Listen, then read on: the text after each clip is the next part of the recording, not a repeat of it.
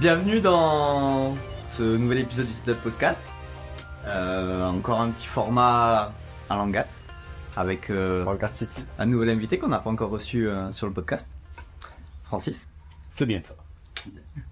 Pour ceux que ça intéresse, on mettra le lien, mais Institut Axis et tout ce qui est ventouse, gua sha et Taping. Voilà. C'est quoi la dernière problématique que tu as eue avec un coaching? C'est une bonne question. C'était ouf. C'est les problématiques de fond sur comment tu fais pour garder engagé un athlète sur le long terme par rapport à ses objectifs, etc. Et comment tu fais pour, de semaine en semaine, avoir le drive de retourner à l'entraînement. Ouais. Quand ça marche pas forcément comme tu l'attends, parce que tu as des objectifs très haut placés. Et comment tu fais pour mettre en place cette... tu sais, on dit... delayed, gratification Ouais. Voilà, c'était un peu cette grosse idée autour de l'engagement, autour de la performance et de l'entraînement. Ok. Enfin, c'est ce qu'on rencontre de plus en plus, parce qu'aujourd'hui on a de plus en plus d'outils et de connaissances pour les amener vers la perf, ça on le sait, mais on a toujours le même problème, si l'athlète est pas engagé dans le process, ben ça ne fonctionne pas.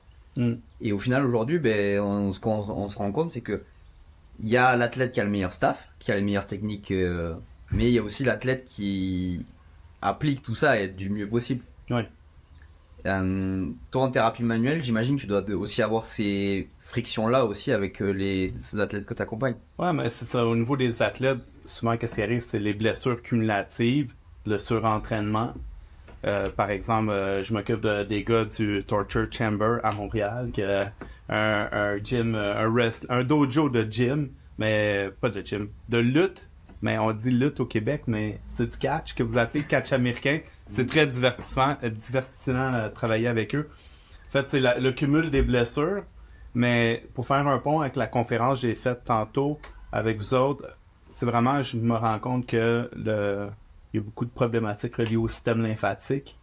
C'est un système qui est tellement pas adressé, autant pour les douleurs, autant pour la performance, la récupération, même à la limite l'esthétisme. Mais effectivement, ça c'est un système qui est sous-exploité. Quel rôle il pourrait jouer dans la performance en elle-même? Ouais. Au niveau de la performance, c'est sûr qu'il y a des paramètres super importants à garder. Évidemment, le numéro 1, je pense à l'hydratation au sommeil, que les facteurs de récupération et de bonne performance. Surtout l'hydratation pour le lymphatique, parce que la lymphe est composée principalement d'eau. Que c'est comme si on avait un puisard ou une rivière l'été et il n'y a quasiment pas d'eau parce qu'il n'y a pas de pluie. Ça sèche, donc justement, au niveau de soit des tissus ou au niveau du flush, au niveau des déchets, parce que le système lymphatique, c'est le système de nettoyage du corps humain, qui s'occupe aussi une grosse partie du système immunitaire, mais il n'arrive pas à faire son travail de façon optimale. Donc, on peut penser à un athlète qui a de la difficulté à récupérer, que ça prend plus de temps que d'habitude. Il fait un peu de rétention d'eau, que souvent un athlète de fitness, par exemple, il essaye de coter, il essaye d'être plus sec, mais des fois, les diurétiques n'aideront pas nécessairement. Si la problématique est plus au niveau du cortisol, des surrénales, que ça va être les adaptogènes. Mais c'est deux bonnes solutions, mais le système lymphatique en soi, des fois, il a besoin d'une poussée. Il a besoin que les nœuds lymphatiques soient libres de congestion, soient libres de stagnation pour justement faire son travail et éliminer le surplus de liquide dans le corps. Et c'est là où toi, tu utilises des gua sha, de la ventouse pour récupérer les tissus, les couches de tissus. Utiliser nos mains. Thérapie manuelle, que tu sais, on peut même l'enseigner une séquence au client qui commence justement au niveau de la région de la clavicule, parce que c'est le point de pression le plus bas et c'est là que le système commence, entre guillemets. Mais après, oui, des instruments comme la ventouse, comme on a vu dans la présentation, qui va venir décoller différentes couches de fascia, créer de l'espace, que la lymphe circule mieux, que je peux penser aux athlètes qui ont eu une chute, un impact, on n'est pas au football, il y a un bon contact. Là, justement, mais au niveau des tissus, les tissus sont compactés. Mais justement, si le kiné, le masso va venir faire une manœuvre de pression positive, de massage, on vient écraser à nouveau les tissus. C'est correct, ça peut fonctionner, mais quand on va faire soit un taping ou une ventouse, on va créer encore plus d'espace dans les tissus. Et tu partirais alors d'en haut vers en bas parce que quand on est debout, c'est en bas qu'on a le plus de pression pour les différents points lymphatiques. En fait, Quand tu viens faire des brossages, des trucs comme ça. en fait, c'est ça, on partirait vraiment au niveau de la région clavicule, clavicule côté gauche, pour justement venir dégager, parce que dans le fond, le système lymphatique va venir dévider dans la veine sous-clavière. Et par après, ça permet aux autres régions, mettons le point de pression le plus élevé, dans le sens que les points les plus éloignés du corps, c'est là que c'est plus difficile à faire monter. Et comme le système lymphatique, il n'y a pas une pompe comme le système circulatoire, qui a le cœur, mais de là, l'important que les ganglions lymphatiques, ces régions-là, soient dégagées. La personne a une bonne respiration qui fait gonfler justement la cage thoracique, l'abdomen, aussi sur un plan frontal, et évidemment le fait de bouger. Que, déjà ça, c'est comme bouger, boire beaucoup d'eau, et justement la respiration, c'est comme 3 éléments de base de l'entretien. On en revient aussi sur la respiration comme élément central. Ça, c'est quoi Ouais. de toute prise en charge. Et même dans... En fait, on en revient à nouveau dans le système de manière globale, c'est que là, on est sur quelque chose, un système qui peut être en apparence passif avec des traitements ventouses, des choses comme ça. Mais derrière, on intervient sur les barorécepteurs, sur la respi de manière mécanique ou chimique. En fait, on se rend compte que justement, quand on a des choses qui moulinent un peu dans la semoule, qu'on n'arrive pas avec l'athlète, etc., c'est juste des nouvelles cartes qu'on peut rajouter et qui vont aider parce que tout fonctionne ensemble. Absolument. Aider sur le grand truc qu'on appelle l'entraînement invisible aussi. Ouais. Avec la bonne récup et tout ça, Ouais. et les bonnes pratiques. Ouais. Il n'y a pas un système qui se blesse tout seul, puis il n'y a pas un système qui récupère tout seul. Là. Il y a vraiment une interaction constante dans tous ces systèmes-là, que ce soit le neuro, que ce soit le myofascial, que ce soit le lymphatique. Ils vont tous ensemble. C'est carrément. On utilise aussi beaucoup, on en a parlé avant de Douglas Hill avec Be-Activated, qui a été voté avec APER et tout. C'est un truc qu'on utilise beaucoup avec les athlètes.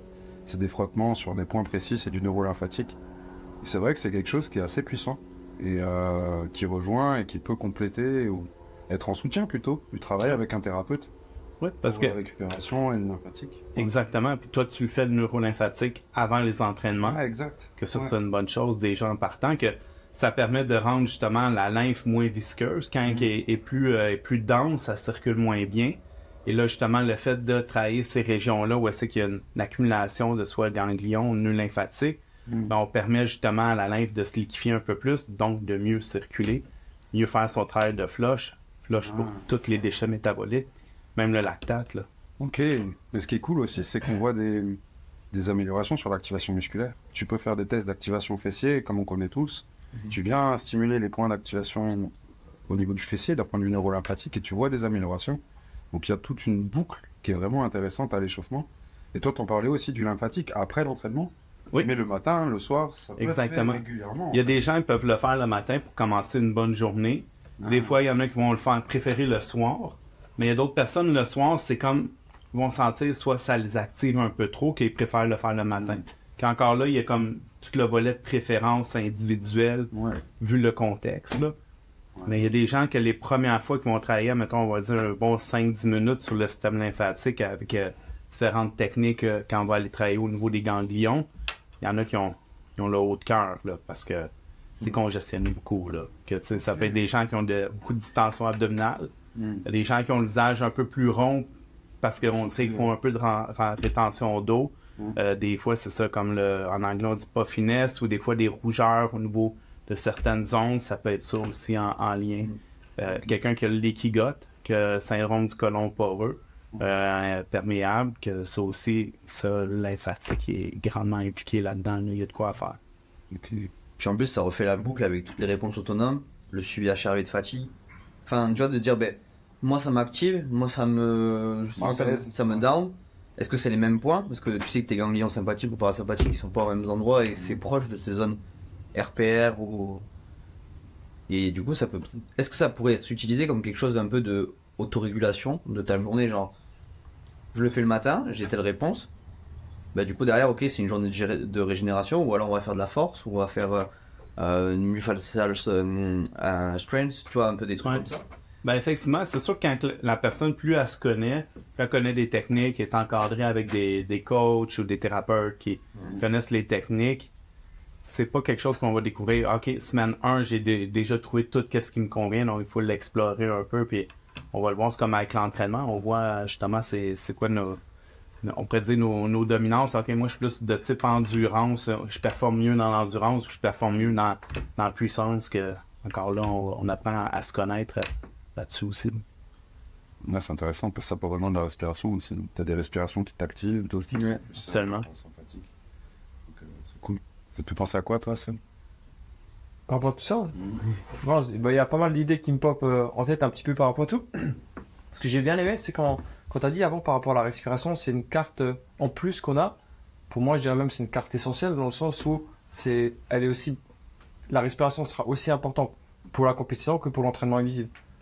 Dans le sens où, enfin, moi je le vois avec les personnes que je suis, ils savent pas respirer en fait. Déjà de base, tu le mets dans un état de stress en compétition ou en entraînement, c'est un peu le bordel quand même, tu vois. Donc, pour moi, je sais que dans tous les styles, la respiration c'est un élément central, juste à cause de ces aspects-là, tu vois. Et Tu parlais de la fatigue et tout, que c'était une pompe aussi, la respiration. D'un point de vue proprioceptif, c'est énorme, les informations qui remontent. C'est 25 à 30 000 respirations par jour. Mon gonflement de la cage est 25 à 30 000 fois 1 million d'informations proprioceptives qui remontent. Donc c'est un pourvoyeur monstrueux au niveau de ta conscience corporelle. Absolument. Ouais, je suis d'accord. Tu imagines, tu respires mal, tu fais 25 à 30 000 mauvaises respirations, tu respires mal, ton cerveau il dit waouh, qu'est-ce qui se passe? Toi, je me mets un petit peu plus en survie. Mais c'est juste que tu n'arrives pas à respirer, tu donnes pas assez d'oxygène, entre guillemets, tu vois. Ouais, tu le vois aussi en lymphatique, une différence droite-gauche, tu peux la noter. Oui, tu peux le voir à la palpation, tu peux suivre les trajets ou aller au niveau des nerfs, pas des nerfs, des nœuds lymphatiques. Tu peux voir des distinctions. L'engorgement, je sais pas si tu parles Oui. d'engorgement. Ben, en fait, ce qui arrive, c'est que le côté droit du système lymphatique va couper dans le fond la tête côté droit, le tronc côté droit jusqu'à peu près au nombril ou à la hanche et le bras droit. Et tout le reste du corps est desservi par le côté gauche. Ok. Déjà là, tu sais, quand on dit on est symétrique, on n'est pas vraiment symétrique. Le poumon droit, il y a 3 lobes, le gauche, il y en a 2. On n'est pas vraiment symétrique. À certains niveaux. Pardon? On a un seul cœur. Oui, exactement. Il est à gauche. Oui, c'est ça. Il est incliné. Ouais, exact. Ok, donc c'est intéressant. Ouais, puis, tu sais, c'est au même titre, on parle de proprioception dans la respiration, mais au niveau de la respiration, on pense à tous les muscles intercostaux. Ces muscles-là sont jamais sollicités par l'ouverture et fermeture de la cage thoracique quand est-ce qu'ils travaillent. Bottant, là. De manière inconsciente, c'est-à-dire que jamais tu conscientises cette action, et du coup, en fait, tu te rends pas compte de dire, tu sais, quand tu fais ton deadlift, quand t'as un process d'exécution. Et comme on disait, t'as ton préfrontal, il te dit, ok, on fait ça. Là, quand tu respires, jamais tu te dis, attends, je vais respirer comme ça. Non. Il y a un moment donné, peut-être qu'en le reconscientisant, en travaillant avec un thérapeute en lymphatique ou sur de la proprio, tu vas réussir sur de la coordination respiration à redonner les balles qu'il faut et améliorer le système de manière globale. Il y a un truc qui me vient en tête dans ce outil de cette conscientisation, tu sais, l'exemple qu'on utilise aussi des fois dans la fonction des pieds, des réflexes que tu as, des fois tu conscientises d'aller dans l'excès par rapport à ces réflexes, position du pied, tu vas dans l'excès parce que t'es comme ça, ou après tu vas à l'opposé, pour après dire, tu vois, il y a un truc qui est pas normal en fait là, tu vois, pour après redonner ce schéma qui est un peu plus normal, tu vois. Dans l'apprentissage moteur, C'est ça. Il y a une idée, c'est si tu veux apprendre un geste, va plus loin dans ton défaut. Ouais, c'est ça qui va te permettre de revenir sur quelque chose de plus normé, et c'est le but du RMT par exemple, il y a des trucs comme ça. C'est ça. Ouais, c'était l'histoire des apprentissages où tu vas pousser dans le défaut de la personne et ça te permet d'avoir des bons effets.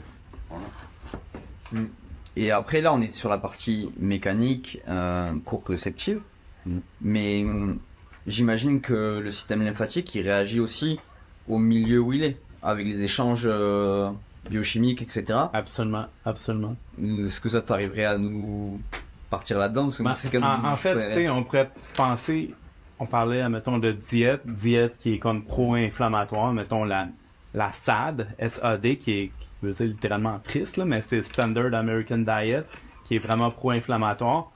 le système lymphatique, quand justement, il est pas bien entretenu, le corps il est pas bien entretenu, la personne a mauvaises habitudes, dans toutes les mauvaises habitudes qu'on connaît, dort pas, super stressé, mange mal, et Tout le monde. pas d'eau, que beaucoup de monde. C'est ça. Déshydraté, grosse brosse. Mais qu'est-ce qui arrive, le comparatif qu'on peut donner, c'est vraiment, pour faire un visuel, penser à un aquarium, bel aquarium, l'eau limpide avec les poissons tropicaux.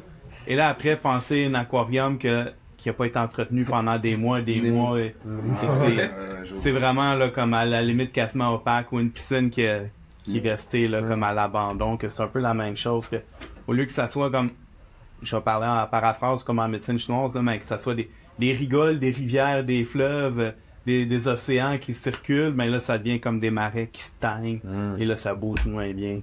D'où, justement, la personne va avoir comme de la rétention d'eau, par exemple, gonflement au niveau des chevilles, au niveau des jambes, distension abdominale, les cicatrices qui prennent beaucoup plus de temps à récupérer. Ah, je me suis coupé, ça fait combien de temps? Ah, mais 3 mois, c'est pas encore guéri. Que dans ce temps-là. Oui, ça arrive, exactement. Ah, ouais. Ça peut être un état prédiabétique aussi, où la personne a fait peut-être diabète de type 2, elle ne sait pas. Mais c'est aussi le travail du système lymphatique au niveau de son volet système immunitaire de venir réparer les dommages qui sont causés dans le corps puis les blessures. Et du coup, pour faire le lien sur la partie biochimique, respiration et système lymphatique, qu'est-ce qu'on pourrait faire pour que l'un aide l'autre, comment la balance peut fonctionner entre les deux?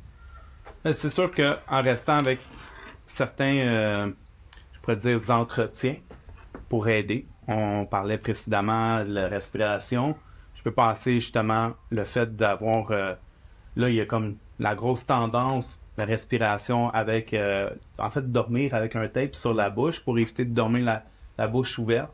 Selon les études, ça l'indiquerait que ça ferait monter le taux d'oxyde nitrique, qui est un vasodilatateur, puis en même temps, ça a un effet anti-inflammatoire. Bon, certaines personnes disent qu'il y a des pertes de poids, qu'il y a des études qui indiquent qu'il y a des pertes de poids suite à ça. C'est possible. Moi, je le fais. Honnêtement, je dors mieux. Est-ce que j'ai remarqué une perte de poids? Dans mon cas, il y a trop de facteurs avec l'entraînement de la compétition pour savoir si c'est en lien avec ça. Mais je dors mieux, évidemment, j'ai la bouche moins sèche, parce que des fois, je dormais la bouche littéralement ouverte. Ça me porte moins à ronfler. Que il peut y avoir différents mécanismes là-dedans qui aident. J'ai aussi utilisé pour les ronflements, il y a quelques temps, le tape sur la bouche. Et en suivant aussi la bouteille comme méthode. Donc, trouvé sur Oxygen Adult Tape, où ils ont tout un module autour des ronflements. Voilà. Et très efficace dans mon cas. Après, voilà. C'est très intéressant. Et ensuite, tu as le versant entraînement aussi, en nasal breathing. C'est cool. Comme, admettons quoi, faire du tapis, mais courir juste du nez. Ouais, tu as tout ce qui est... tu vas avoir les EDT, Escalating Density Training. Tu peux même travailler en musculation. Donc, tu vas faire, par exemple, des blocs de 6 minutes, de 10 minutes de travail sur une rep sur des mouvements, à peu près à 50-60%. Mais en mind stepping. Et ça te permet, oxyde nitrique, ces choses-là. Tu peux même travailler sur vélo, etc. Et j'ai trouvé des bons intérêts. Après, on pourrait creuser longtemps. C'est intéressant. Toi qui es dans les sports d'endurance, tu l'as peut-être mis plus en place. Après, on peut partir dans un penchant où là, c'est vraiment compliqué, mais faire des séances de interval training en restriction ventilatoire, on peut avoir ça peut pas... L'athlète, il te regarde avec des yeux un peu comme ça. Ouais, ça. Mais par contre, après, les résultats qu'on a derrière, c'est... les études en sport co... C'est pas toi qui fais aussi séance de sprint avec Amazon? Si. Après, il y a des choses que tu peux faire qui te permettent de booster le PO, on va dire. Ouais. Et il y a d'autres choses qui sont tirées d'études. Je pense à Charlie Fornas et Santos, qui a fait des études au RCT, donc Toulon, au rugby, sur les espoirs, sur du RSA en hypoxie induite, donc la capacité de répétition de sprint en vidant les poumons et poumons vides, en fait. Et il a observé des gains avant-après qui sont assez notables. Et ça fait quelques mois de ce qu'il a sorti ce papier, je le mets en place dans les équipes, je me suis suivi. Les mecs, ils te regardent de travers. Et en fait, le travail ne se limite pas à juste faire des sprints toutes les 30 secondes. Par exemple, tu fais un sprint sur 40 mètres, poumon vide. L'idée, c'est aussi, une fois que tu arrives à ta ligne, que tu as réussi à tenir poumon vide, tu viens pas faire un gros gasping comme ça. Tu viens chercher à... J'arrive à me calmer sur 1 à 3 respirations nasales, très lentement. Et on repart, et on repart. Et quelle est ta capacité à te calmer, à t'auto-réguler, à gérer ta respiration, et en même temps à répéter des sprints je crois que tu parles d'hypoxie, je sais plus si c'est ça le mot. Ouais, on a aussi une forme. Ouais. Et je sais que Paul Gagné, qui est au Canada, que tu connais bien, je pense, travaille énormément autour de ça aussi. Peut-être pas sous cette forme-là, mais il aime également travailler beaucoup sur l'hypoxie, enfin sur le travail d'efforts explosifs, efforts divers et variés, en blocage respiratoire, enfin l'explique. Et il y a des bénéfices qui sont assez notables. Je sais que avec Labo, on a un gros penchant aussi pour le travail sur la mécanique respiratoire, la coordination de la cage thoracique avec les cervicales, avec le bassin, qui va permettre de retravailler. Nous, on le voit pour un travail du vermis, un travail de l'axe du corps, cervelet, tout ça. Mais derrière, avec ce que tu apportes, il y aurait quelque chose de super pertinent et il y a un lien tout trouvé avec le travail lymphatique en fait. Et cette boucle des déchets, si on peut dire, de ces choses-là. Et avec des bénéfices qui sont notables et notés sur le terrain. Toi, tu l'avais fait. Ouais. Sur vélo. Enfin, ouais, nous, sur des... Mais on s'écarte du biochimique. Ouais, après, on est vraiment dessus, mais tu vois, sur des seuils ventilatoires, juste en faisant ce travail de respiration de basse intensité, donc en incluant un travail traditionnel, on gagnait entre 40 et 80 watts sur un seuil, ce qui est en un mois et demi. Chez un athlète amateur, donc forcément ça peut être discuté, mais en tout cas les bénéfices ils sont là. Et tu travailles directement sur le vélo, toi en plus. Ouais, bah oui. Coordination respi. Ah oui, ouais. Tu l'as appris à longer au sol, en quadrupédie, tu as pris les étapes, et derrière l'objectif c'était de le mettre en place sur le vélo. Et même ce qu'on a derrière, c'est qu'on a même des adaptations myofaciales, et là en fait on refait le lien avec l'autre partie, lymphe, etc. C'est que la partie structurelle en fait elle est aussi bonifié par tout ça. En fait, on est dans une espèce de cercle où tout s'entretient vers le haut. Comme tu dis, l'aquarium, tout peut s'entretenir vers le bas. Mais là, les diapos que tu nous as montré tout à l'heure dans ta conférence, la structure des tissus, c'est au final super important. On n'y prête pas assez attention. Absolument, absolument. Il faut les entretenir. Et la respiration, l'hydratation, la nutrition, le mouvement, c'est tout super important, mais il y a des choses tu as besoin de voir un thérapeute pour. Tu as besoin d'avoir du hands-on, comme on dit, pour justement soit activer, admettons, je pense, mécanisme d'activation plus rapide de la lymphe, la faire bouger plus rapidement, mais technique de drainage lymphatique, style Vodaire qui augmente le flot de la lymphe, que ça peut être une bonne idée pour un flush, par exemple. Ensuite, toutes les thérapies myofaciales qui vont faire que si la personne a une restriction qui fait que son patron moteur y est changé ou son amplitude articulaire n'est pas nécessairement complète dans le sens que celle qu'elle devrait avoir normalement, mais justement en travaillant là-dessus, ça joue. On parlait aussi beaucoup des cicatrices, comment les cicatrices créent un blocage même au niveau évidemment biochimique, au niveau circulatoire, au niveau des courants électriques dans le corps, à plusieurs niveaux, là. Et le tissu cicatriciel, il n'est pas enligné comme nos fils musculaires qui sont soit linéaires, en forme de plume, en éventail. Le tissu cicatriciel va aller s'accrocher sur n'importe quelle structure, là. C'est un Spider-Man qui est sur l'acide, qui va à gauche, à droite, puis ça marche pas. Là, ça va faire des restrictions, des blocages mécaniques. Là, amène beaucoup de problèmes. Mais des fois, les conséquences, ça arrive plusieurs années, plusieurs mois après. Que souvent les gens ils disent je suis tombé sur les fesses, donc j'ai mal aux fesses. Ils associent une cause à effet direct, mais des fois ça peut prendre plusieurs temps. Pour faire un aparté d'une situation de ce genre-là, j'ai une cliente qui me consulte en acupuncture et elle, en fait, elle vient pour des douleurs lombaires.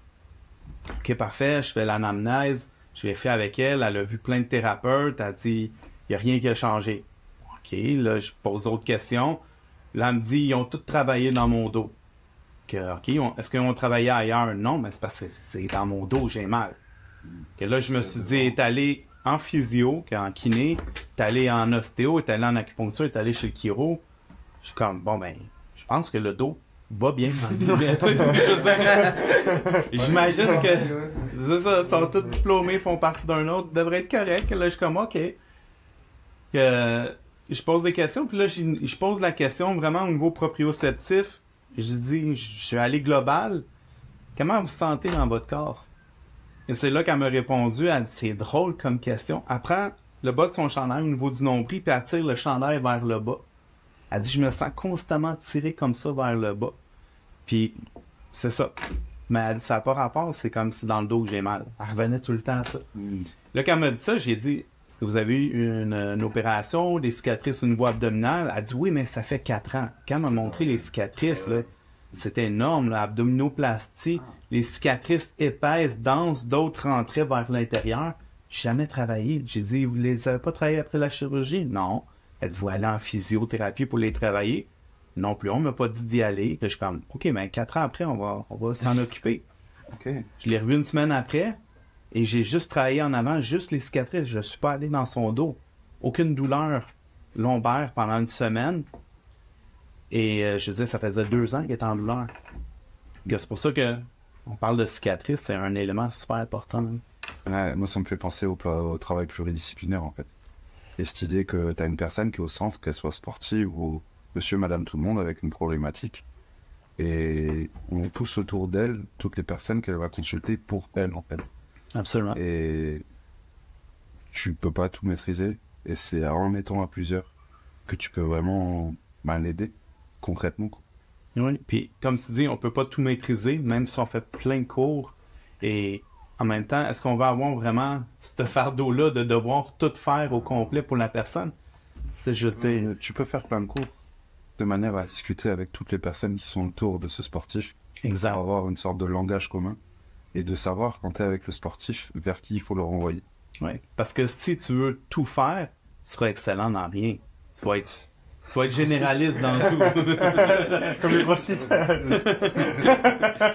On a voulu parler de CrossFit, là. Ouais, c'est un sport à part entière. Mais ouais. Non, mais moi, c'est marrant parce que t'aies parlé de ça, parce que, entre-temps, après, par rapport à ta question initiale de les principales problématiques, ben, entre-temps, on a bifurqué sur plein d'autres choses. Mais il y a un truc qui m'est venu, c'est effectivement, oui, c'est ce qu'on prouve de toute façon avec Labo, c'est ce travail intercollégial, interdisciplinaire, de travailler avec tous les professionnels, mais il faut ce langage commun. Et tu vois que des fois, je travaille avec des personnes qui ont leur propre prépa à côté, tout ça. Des fois, c'est difficile en vrai, tu vois. En réalité, c'est ça. Et une des grandes difficultés que j'ai rencontrées, j'ai quelqu'un en tête là, c'était un peu la communication avec son prépa physique qu'il avait autour de ça, tu vois. Et ça, c'était assez galère, tu vois. Son ostéo, Ouais. le staff. Ouais, de ouf. Et là, c'était assez galère quand même, parce que tu apportes quelque chose de nouveau. Tu sais que l'athlète, il le dit, en plus, il le sent, tu vois. Il s'entraîne, il dit, putain, il avait problème au niveau du back squat, tu vois, il descendait pas, bref. Et lui, il sentait que ça allait mieux et tout, mais le prépa, tu sais, t'es encore un peu, ouais, mais on sait pas, et puis ci, puis ça, tu sais, c'est un petit peu toutes les excuses, en même temps, ouais, mais t'es vraiment sûr, et puis tu fais vraiment ça. Tu sais, remettre un peu tout en question, mais c'était, je pense, de par ma compréhension de ce que j'ai pu comprendre par la discussion, c'est plus par une peur parce qu'il connaît pas, tu vois. Et là, du coup, ça commence à rentrer et tout, et vu qu'il connaît pas, mais il cherche pas à comprendre. C'est ça le truc, tu vois. C'est-à-dire que j'ai essayé de rentrer en contact avec lui, mais lui, il veut pas trop savoir quoi, rien du tout de moi, tu vois. Donc, oui, mais pour moi, il y a un langage commun qui doit être indispensable. Enfin, indispensable. Mettre son niveau de côté, de sorte pour le bien de la personne. Dans le sens où, entre guillemets, je m'en fous de moi. À la limite, tu arrêtes. Mais la priorité, c'est l'athlète, le sportif, tu vois. Et chacun devrait, à mon avis, mettre son ego de côté pour le bien de la personne, pour le sportif. Entre guillemets, c'est lui l'acteur en jeu, en fait, tu vois. Ça me fait penser à plein de cas, en particulier. Non, mais c'est vrai, de personnes qui n'ont jamais consulté un orthoptiste, un ophtalmo ou quoi que ce soit.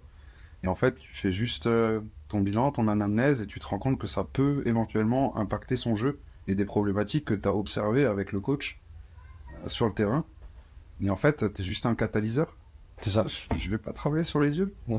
Par contre, le fait d'avoir fait des formations autour, d'avoir rencontré des professionnels, ça fait comme un drapeau rouge qui se lève sur ok, la première chose à faire, c'est d'aller voir un orthoptiste ou un optométriste pour être sûr qu'il faut d'abord écarter ce truc-là et faire la rééducation pour ensuite qu'on puisse parler d'entraînement avec un système qui est normalisé.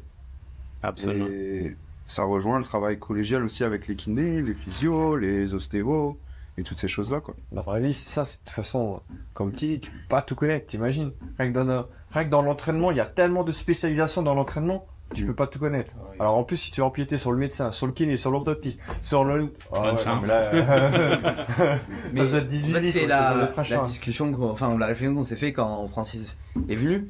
On a aussi une formation, il y a marqué Gouacha Ventouse, et nous, pour le coup, en France, c'est quelque chose qui c'est pas mis en avant les ventouses parce que ben, forcément, dans certains cas, c'est pas bon. Mais en fait, le dire, ben, je essaie de le comprendre, j'essaie de le voir, comment je peux l'utiliser. Ben, il y en a, ils se sont dit non, on le met de côté et on le met pas en avant parce que ben, au risque qu'il se passe quelque chose de mal. Alors que, Pareil pour les gauchas. ouais, Et si tu comprends comment ça fonctionne, tu sauras peut-être à quel moment il y a intérêt à référer vers quelqu'un de spécialisé là-dedans. bah ouais. C'est comme tout, il y a des paramètres à respecter et faut pas mélanger toutes les choses ensemble. Là, que, effectivement, c'est sûr, il y en a qui vont, comme dans n'importe quoi, il y en a qui vont exagérer dans qu'est-ce qu'ils vont faire. Et, Au Québec, ça marche comment un peu cette collaboration interprofessionnelle? ben, ça dépend en fait tout le temps des individus ou des cliniques, mais règle générale, on a beaucoup de cliniques multidisciplinaires. Ah, ça c'est Moi, bien j'ai travaillé développé. chez Évolution Physio, que j'ai adoré. Salut Steve, si t'écoutes le podcast. Mais c'est ça. Et on était justement physiothérapeute, acupuncteur, ostéopathe, massothérapeute. Et on travaillait tout ensemble. C'est-à-dire, justement, on avait une problématique et on en discutait. Écoute, on a tel client commun. Où peux-tu aider ce client-là? Il y a telle problématique. J'ai atteint un plateau à ce niveau-là. Puis en étant tout justement dans les mêmes cliniques. Des fois, c'est des cliniques d'ostéopathie avec d'autres thérapeutes, des cliniques d'acupuncteurs, que donc tout le monde peut partir de sa clinique et avoir d'autres professionnels avec lui. Les professionnels faisaient preuve de beaucoup d'ouverture d'esprit parce que la personne elle rentrait dans la clinique ou elle rentrait chez un professionnel qui pouvait se dire ah ok là j'ai fait ça mais je pense à Francis qui fait de l'acupuncture par exemple aussi qui peut t'aider sur ce point-là et je te réfère à Francis dans la même clinique. Exact. Où la personne elle rentrait dans la clinique et c'est à l'accueil qu'elle choisissait son parcours de soins ou elle venait pour le professionnel au départ.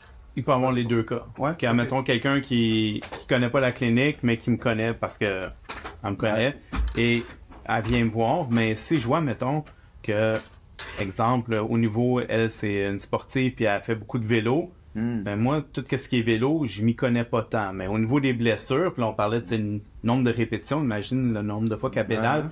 Si son vélo il est mal configuré, la selle, le guidon et tout ça. Mais à clinique, on avait quelqu'un qui était spécialisé dans le vélo. Quand moi, je peux traiter les douleurs, mais je vais le référer au physio qui va justement l'aider à tout mettre les bons paramètres pour que justement la douleur ne revienne pas ou quasiment jamais. Concurrent, t'as vu elle?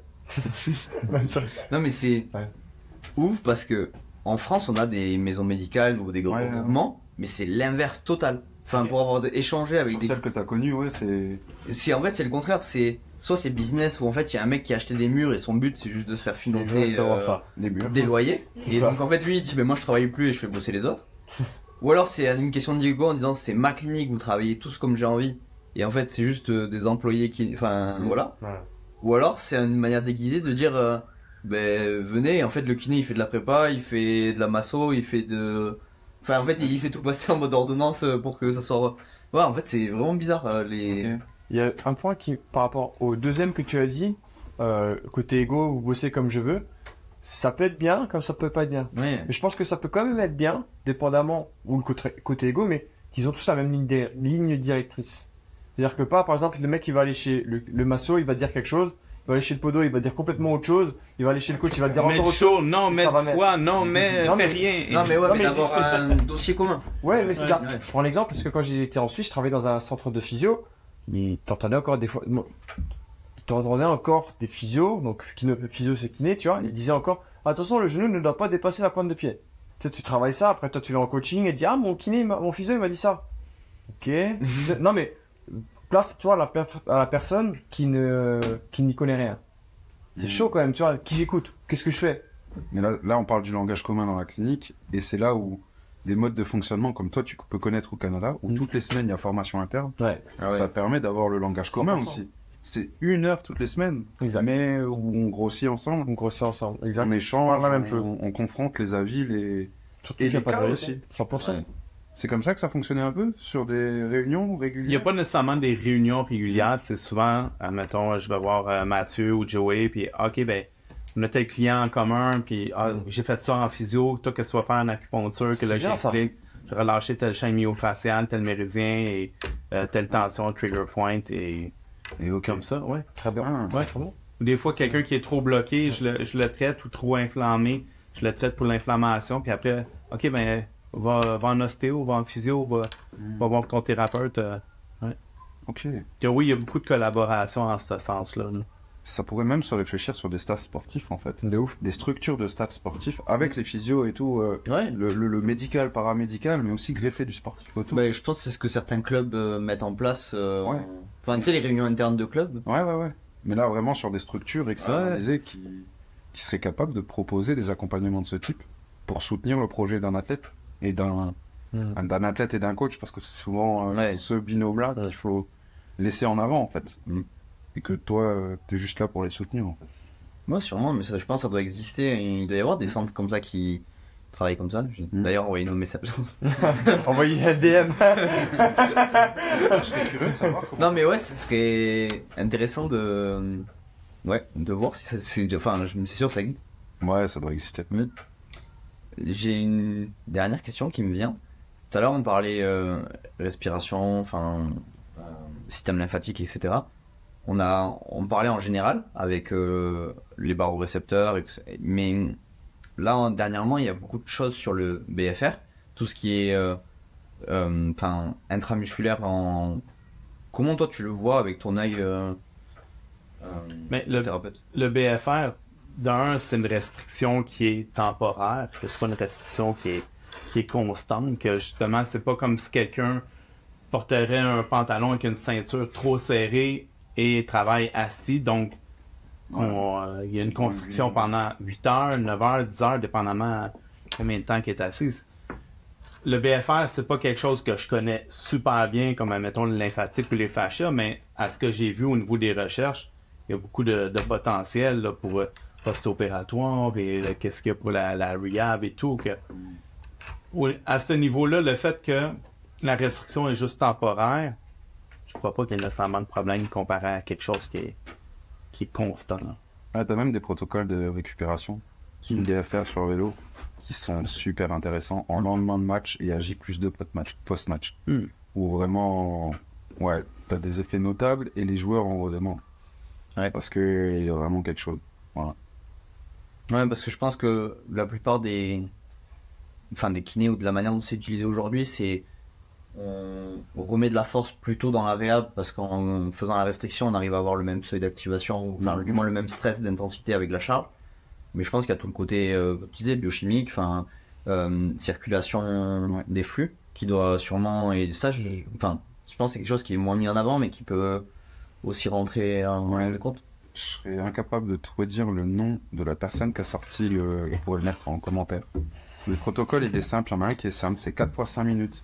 Sous travail BFR, en J+1 de match, avec 2,30 de repos. Et en activation pré-séance à J+2, tu fais 2 fois 5 minutes avec 2,30 de repos. Okay. Simple. Et il y a des très très bons effets, et la plupart des sportifs qui ont testé ça, en fait, ils le redemandent. Alors c'est peut-être... empilé, non, ça a été utilisé, mais c'est peut-être placebo, j'en sais rien, mais ça a l'air de vraiment bien marcher en fait. Voilà. Ouais, parce qu'après il y a tout ce qui est pressothérapie, les bottes, les choses comme ça, ou les chaussettes qui là encore une autre chose. Encore ça aide pour le lymphatique, ça? Tu conseilles les chaussettes? Ouais, tu sais, effectivement. Étant donné que c'est comme tout l'ensemble, mettons, comme du mollet au complet et pas juste comme un anneau qui compresse à un endroit, effectivement. Puis l'autre, pressothérapie, effectivement, c'est vraiment bon aussi, là. Ouais. Pressothérapie, c'est sûr que, il y a des bottes qui montent jusqu'au haut de la cuisse, mais si les ganglions lymphatiques sont bloqués au niveau inguinal puis abdominal, ça va faire du bien, mais il y a plus un risque de congestion après qui. Sur les 2 jours qui suivent l'avion? Exact. Là, s'il reste beaucoup de temps dans l'avion, c'est la construction qui est faite. C'est ça. Et je me dis que le thérapeute comme toi, tu peux avoir le travail de fond sur cette boîte des déchets, etc. Il prend l'avion, peut-être que ça ira beaucoup mieux sur ces enflements post-avion, tu sais, sur une transatlantique, quand tu travailles et tout, tu passes 6 heures. Ouais, c'est qu'une service. Putain, le décalage horaire, c'est un bordel. Ouais. Et derrière, il a ses bottes de presso pour faire faire au mieux, mais quand il est tout seul, en fait. Sa présence ou... Absolument. Puis c'est sûr que les longs vols, donc comme justement moi, pour venir ici, durant le vol, minimum aux 1h30, je vais juste marcher quelques fois les rangées, puis justement, je monte la pointe des pieds pour aller pomper les mollets, que la pompe lymphatique fonctionne, mais de la base pour essayer de monter un peu plus. C'est pas pour avoir les gros mollets, en fait. Non, c'est assez De gros mollets, toi. Les mollets canadiens. Je voudrais peut-être il paraît que les montagnards aussi. Je vais partir un OnlyFans pour les mollets. On le met pas directement dans les commentaires. Mais d'ailleurs, il y a un des protocoles de l'INSEP où ils avaient un starter pack pour les athlètes. C'était un petit EMG là que tu mettais, de stimulation que tu mettais que sur le solaire, 2 patchs, et qui juste en fait activait en fait un effet pompe pour quand t'étais assis avec les chaussettes. Oui, ok. C'est une bonne idée. Et c'est une vidéo, tu sais que t'as sur, c'est l'INSEP, ils ont plein des. Ah, des petits cahiers comme ça, autour des cahiers de l'INSEP. Ouais, voilà, c'est ça. Et en gros, il y avait un truc là où ils le fournissaient à. Ah, Genre c'est. c'est des trucs bêtes sur des petits protocoles Ouais. que tu peux mettre en place. Des petits protocoles que tu peux mettre en place, simple, en collaboration, et après on revient sur le pluridisciplinaire en fait. Bon, toi, physio ou masso, il faut qu'il bosse sur son lymphatique, ça fout le bordel. On va mettre ça en place, faut qu'il prenne des boîtes de presso, des chaussettes, et c'est tant de temps à arriver après en compétition et tout, ça peut être super intéressant. Ouais, c'est l'idée de travailler en synergie, d'avoir un plan de match synergique. Absolument. Puis justement, une formation, c'est pas que je veux parler de ça, mais on a une physiothérapeute au Québec géniale, Viviane Cyr, là, vous pouvez la suivre sur Instagram. Puis elle a monté une formation. J'ai vu sa conférence il y a peut-être 1 an et demi là-dessus. C'est dans le fond le retour au jeu. Mm-hmm. Et elle explique comment il y a des étapes à faire. On part de 0-0, puis comment se rendre à la 5e étape, mais comment travailler en collaboration, puis au niveau des systèmes, comment chaque thérapeute peut s'aider avec le préparateur physique, au lieu que chacun joue tout seul dans son coin, puis que telle personne est allée trop vite dans telle étape, que tu sais, comment faire un plan de match global, que tu sais, je serais là. Ouais. Tous ensemble. Ouais. Ok, cool. On ira regarder ça. Oh, c'est ça. On mettra les liens. Absolument. Où est-ce qu'on peut te retrouver si jamais ils veulent te poser des questions? Si je réussis à sortir. Sur Instagram, Institut Axis. Ensuite, Facebook, la même chose, Institut Axis. On est présent depuis assez longtemps sur Facebook, quasiment 6000 followers. Et c'est ça. Sinon, on a le site institutaxis.com. C'est que les gens peuvent voir l'information qu'on a et les différentes activités. On s'occupe de Tom Myers, qui est Anatomy Trains au Québec. Les formations, on a eu à Laval récemment avec 72 personnes. Génial. C'est bon ça. Génial. Puis, écoute, merci beaucoup c'était vraiment intéressant. Merci à toi. Puis de réflexion. Ouais. Sinon, toujours pareil. Labo, setup performance. Et le protocole. On le présente. Protocole. On mettra toutes les infos du protocole directement dans les commentaires. Ouais, on prépare un petit e-book avec... Moi, je serais chaud à même dire que tous ceux qui commentent protocole, ils auront une surprise. Ouais. Si vous écoutez jusqu'à la fin. Ouais, nickel. À tous. Ciao.